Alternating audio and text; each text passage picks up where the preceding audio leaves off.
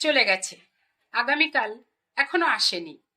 আমাদের জন্য আছে আজকের দিন, তাই এখনই শুরু করা যাক। সফলতা তারাই পায় যারা ভোরবেলা ঘুম থেকে উঠে নিজের পছন্দের কাজে লেগে যায়। জীবন গণিতের মতো, আনন্দ যোগ হোক, হতাশা বিয়োগ হোক, খুশি ভাগ হোক, সুন্দর একটা সমীকরণ দিয়ে। প্রত্যেক দিন হলো আল্লাহর দেওয়া একটি উপহার, তাই এটাকে অযথা বেকার কাজে নষ্ট না করে কাজে লাগাতে হবে।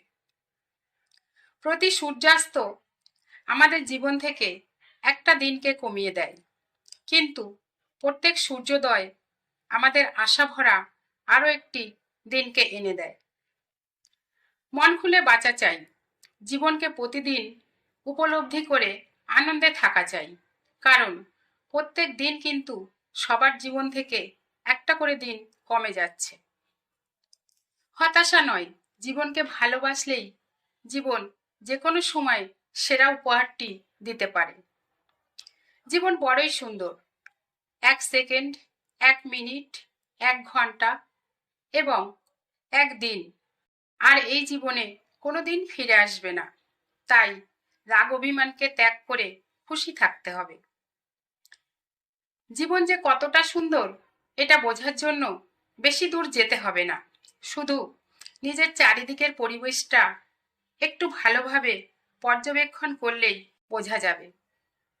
মহান হতে গেলে মহান কাজগুলোকে করতে হবে, আর সেই সব মহান কাজের মধ্যে একটা হলো ভোরবেলা ঘুম থেকে ওঠার অভ্যাস।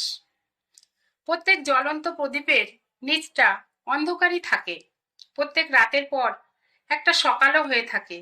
সমস্যাকে দেখে ভয় পেয়ে যায় মানুষ, কিন্তু প্রত্যেক সমস্যার পিছনে আশার আলো থাকে। পৃথিবীতে যদি দুঃখ না থাকতো তবে মানুষ সুখ খুঁজতো না, দুঃখই মানুষকে সুখ সন্ধানী করে তোলে। যা মন চায় সেটাই মন খুলে করা উচিত, কারণ এই দিনটা আর দ্বিতীয়বার আসবে না। উদ্যমের সাথে নিজের দিনকে শুরু করা আর প্রত্যেক দিনের আগত সুযোগকে ঠিকমতো কাজে লাগাতে শেখা ভালো গুণ। নিজের বুকে হাত রেখে নিজের হৃদস্পন্দনকে অনুভব করলে বোঝা যায় বেঁচে আছি, কারণ এই পৃথিবীতে আমার এখনো অনেক কিছু করার বাকি আছে। তাই নিজের কাজকে উদ্যমের সাথে করে যাওয়া দরকার।